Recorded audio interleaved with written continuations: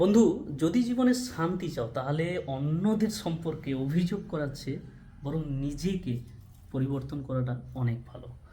কারণ সারা বিশ্বে কার্পেট বিছিয়ে দেওয়ার চেয়ে নিজের পায়ে চপ্পল পরাটা অনেক সহজ। যদি জীবনকে বুঝতে চাও তাহলে পিছনের দিকে ফিরে তাকাও, আর যদি জীবন যাপন করতে চাও তাহলে সামনের দিকে তাকাও। জীবনকে যদি যাত্রা হিসাবে বিবেচনা করো তাহলে কিন্তু মজাই মজা, আর নয়তো অন্যথায় সমস্যাই সমস্যা। সত্যি কথা বলতে মানে জীবনের যাত্রা যদি উপভোগ করেন তাহলে মজা পাবেন, আর নয়তো সমস্যাই সমস্যা পাবেন, আর কিছু না। আর যদি তুমি তোমার জিহ্বাকে নিয়ন্ত্রণ করতে পারো না তাহলে তুমি জীবনে মজার সাথে সাথে জীবনে অনেক উপকৃত হবে। তার কারণ হচ্ছে ফুরিয়ে যাওয়া সময়, আর অতীত, আর ভেঙে যাওয়া বিশ্বাস, আর হচ্ছে বলা কথা, এগুলো না কখনো ফিরে আসে না। তাই সেই কারণে আপনাকে আপনার জিহ্বার উপরে আপনার বলা কথার উপরে আপনাকে নিয়ন্ত্রণ করতে হবে। যদি আপনি জীবনটাকে ঠিক ক্যালকুলেশন করে ব্যালেন্সভাবে চালাতে চান তাহলে কিন্তু আপনাকে আপনার বলা কথা জিহ্বার উপরেও আপনাকে নিয়ন্ত্রণ দিতে হবে, তাহলে মজার সাথে সাথে জীবনে অনেক উপকৃত হবে। আর যদি আপনি বলেন যে আমি কোনো নিয়ন্ত্রণ করব না, ভুংচাং কথার উপরেই আমি বেরিয়ে যাব, তাহলে আপনি আপনার জীবনের ধ্বংস আপনি নিজেই ডেকে আনবেন। সেটা কীভাবে? এক্সাম্পল স্বরূপ আমি যেখানে আছি বর্তমানে এই জায়গায় একজনের পরিস্থিতি এমন, 23-24 বছরের ছেলে এত কথা বলার ভাঁজ জানে। আমি আমার এত বছর লাইফে, 34-35 বছর লাইফে আমি এইরকম মানুষ প্রথম দেখলাম যে এত কম বয়সে এতটা কিভাবে মানুষকে ঝালিয়ে কথা বলতে পারে। তো সেই ব্যক্তি কী করেছে যে একটা একটা বিজনেস করেছে, খুব বড় হওয়ার সবারই ইচ্ছা আছে। কেউ নিজের টাকায় ব্যবসা করে, কেউ ধার দেনা করে অন্যের টাকায়ও ব্যবসা করে, কিন্তু নিজের স্কিলের উপরে প্রতিটা মানুষ কিন্তু গ্রোয়িং করে জীবনে। তো বাবু হচ্ছে ধার দেনা করে ব্যবসা করেছে, বড়লোক হবে। তো সে ব্যবসা করে কি করেছে না, ব্যবসা করতে গেলে সেই ব্যবসায় কিছু ব্যবসায় থাকে যে আপনি একাই চালাতে পারবেন, কিছু ব্যবসা থাকে সেখানে এমপ্লয়ি আপনাকে হায়ার করতে হয়, এমপ্লয়ি দিয়ে চালাতে হয়। তো এমপ্লয়ি রাখতে হলে এখনকার দিনে বর্তমানে যে পরিস্থিতি হচ্ছে যে এমপ্লয়িকে আপনাকে প্রতি মাসে স্যালারি ক্লিয়ার করতে হবে। কারণ এখন প্রতিটা মানুষের লাইফ এমন একটা জায়গায় চলে এসছে যে দিন আনা দিন খাওয়ার জায়গায় চলে এসছে। তো এইরকম একটা জায়গায়, কারণ আজকে আপনি খুঁজ নিলে দেখতে পারবেন 70-80% লোকের নামে কোনো না কোনো ছোটোখাটো লোন চলছে।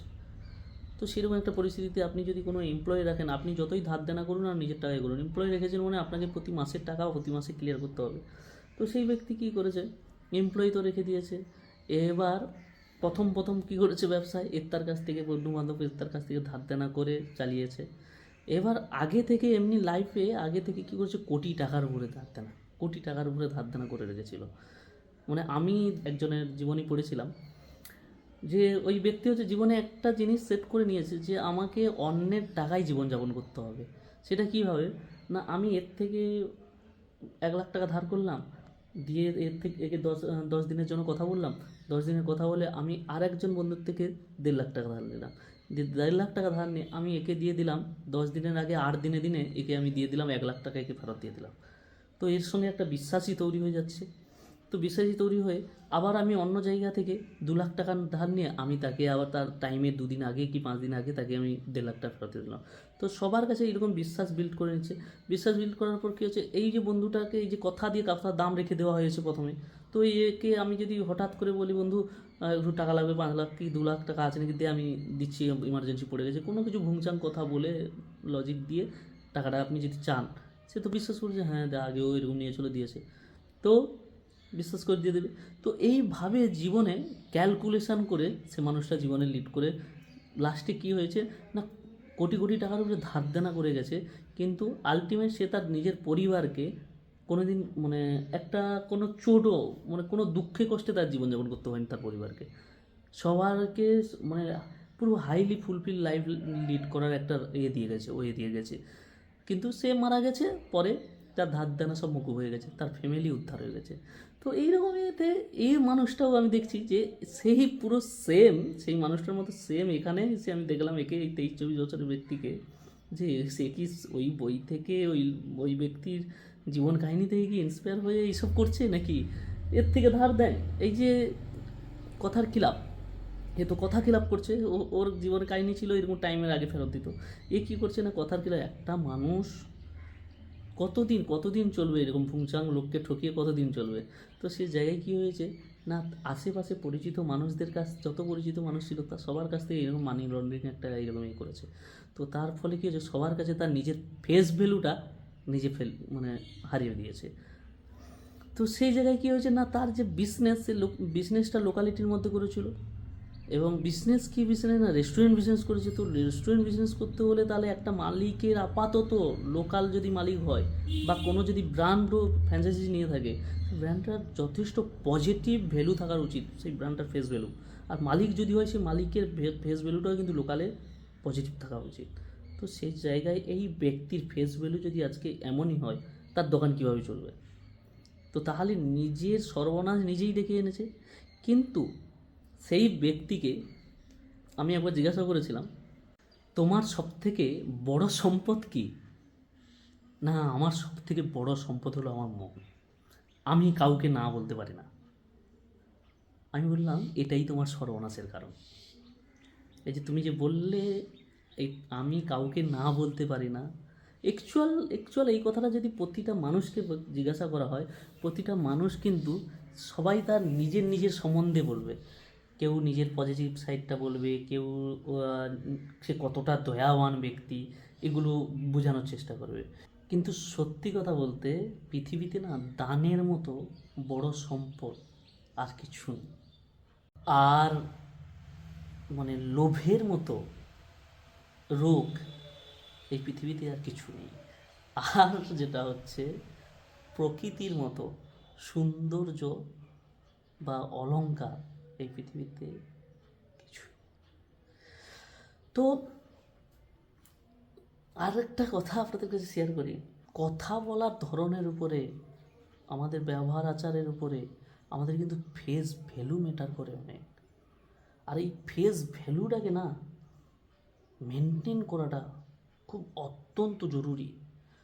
আপনার ফেস ভ্যালু আপনার এরিয়াতে কি আছে, কেমন আছে, সেটা আপনার লক্ষ্য করাটা অত্যন্ত জরুরি সেটা। কারণ আপনি যত কোটিপতি হন, যত ধনীদার হন, যত বড় গাড়িতে ঘুরে বেড়ান, যতই আপনি আপনার লাইফ যতই রয়্যাল লাইফ হোক না কেন, কিন্তু আপনার ফেস ভ্যালু আশেপাশে কি আছে সেটার উপরে আপনাকে ধ্যান দেওয়া উচিত। একবার হাত মানে পায়ের পায়ের দিকে তাকিয়ে পাকে জিজ্ঞাসা করছে যে, আচ্ছা তোমাকে সবাই সেলাম করে কিন্তু আমাকে কেন নয়? উত্তরে পা কি জবাব দিয়েছিল জানেন? উত্তরে পা জবাব দিয়েছিল যে এর জন্য না তোমাকে মাটিতে থাকতে হবে, আকাশে নয়। এর জন্য কথায় বলে না যে পিপিলিকার পাতা গজে মরিবার তরে, ঠিক কথাটা ঠিকই একদম। যে দেখবেন যারাই বেশি ফুড়ুং ফুড়ুং করে তারাই আগে কিন্তু মরে। তো তাই জীবনে কিছু জায়গায় আপনাকে খুব নিয়ন্ত্রণ দেওয়াটা অত্যন্ত জরুরি।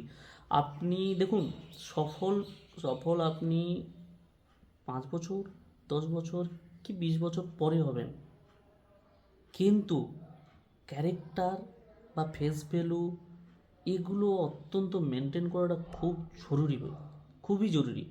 এই সফলতার দৌড়ে না অনেক মানুষ সফলও হবে, অনেক মানুষ দৌড়াতে দৌড়াতে এই পৃথিবী ছেড়ে চলেও যাবে। কিন্তু একটা কথা হচ্ছে যে যে দৌড়াতে দৌড়াতে যেখানে গেছে সেখানে যে সফল হয়েছে তাকেও যেতে হবে। অতএব কারোর ছাড় নেই। কিন্তু একটা জিনিস মাথায় রাখবেন যে সফলতার দৌড়ে এই যে সফল হতে হবে, বড়লোক হতে হবে, ধনী হতে হবে, এর জন্য আপনি আপনার ফেস ভ্যালু বা ফেস ইমেজটা কী রেখে গেলেন। তো ভালো থাকুন, সুস্থ থাকুন, দেখা হবে আপনাদের সঙ্গে নেক্সট ভিডিওতে। আর অবশ্যই আপনারা কমেন্ট বক্সে কমেন্ট করে জানাবেন। ভিডিওটা শেষ করার আগে বন্ধু একটা রিকোয়েস্ট থাকবে খুব আপনাদের কাছে, যে আপনি জীবনে সফল হন আর না হন না, বাট এটার উপরে সব থেকে বেশি জোর দেবেন কথা দিয়ে কথার দাম রাখা, অ্যাকাউন্টেবিলিটি, নিজের ক্যারেক্টার, নিজের ফেস ভ্যালু, এটার উপরে খুব জোর দেবেন। যারা আপনাকে বিশ্বাস করেছে বা যারা আপনার প্রবলেমের সময় পাশে দাঁড়িয়েছে তাদের সঙ্গে কখনোই বিশ্বাসঘাতকতা করবেন না। তাই মুখের কথা, ব্যবহার, আচার সব কিছুর উপরে নিয়ন্ত্রণ দিয়ে চলবেন যদি আপনি সফলতার সঙ্গে সঙ্গে সম্মানিতভাবে যদি জীবনে বাঁচতে চান। তো ভালো থাকুন, সুস্থ থাকুন, দেখা হবে আপনাদের সঙ্গে নেক্সট ভিডিও।